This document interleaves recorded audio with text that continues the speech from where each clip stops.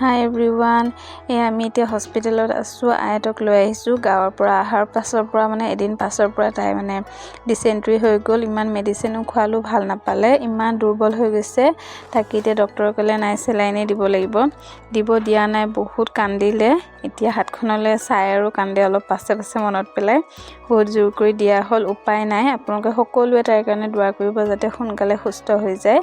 এতিয়া মাহীয়েকৰ কাৰণে আইচক্ৰীম আনিলোঁ, তাইও বোলে খায়। তাইতো খাব নোৱাৰিব অলপ বোলো, মাহীয়েকক কৈছোঁ চেলেকাই দিয়া। তাকে অলপ চেলেকাই দিছে, টেষ্টি বুলি কৈ আছে তাই। এতিয়া আজি আকৌ ইলেকশ্যনৰ ৰিজাল্টৰো দিন। এতিয়া তাই খুৰায়েকৰ ৰিজাল্ট দিলে বাৰু, ভাল নহ'লে। এতিয়া মই আৰু এখেত গ'লোঁ চাহ খাবলৈ কেণ্টিনত। তাৰ পৰা আহি যাওঁ, আয়াত পূৰা টোপনি। সময়খিনি অলপ সোনকালে যাব, টোপনি গ'লে ভালেই হৈছে বোলো। এতিয়া তাই টোপনিয়ে, কিন্তু চেলাইন শেষেই হৈছে প্ৰায়। নাৰ্ছ আহি আছে, খুলি দিব, খুলি আমাক ৰিলিজ দি দিব। ঘৰলৈ যামগৈ আজি। এয়া ৰিলিজ হৈ গ'ল, ঘৰলৈ যাওঁ।